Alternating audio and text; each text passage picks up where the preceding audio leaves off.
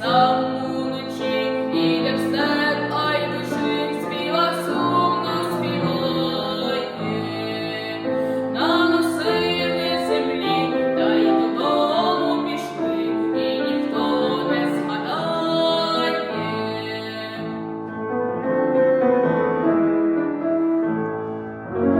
Нас тут 300, як скло, товариства лягло, і земля не приймає.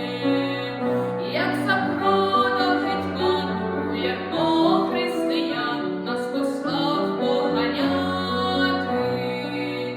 По своїй, по землі свою кров розлили і зарізали брата. Крові брата впились, і отут полягли у могилі земляній.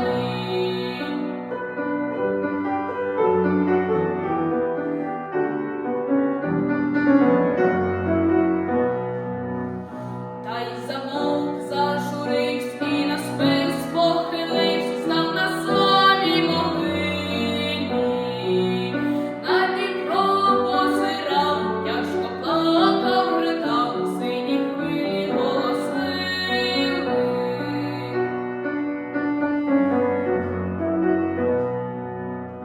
За Дніпра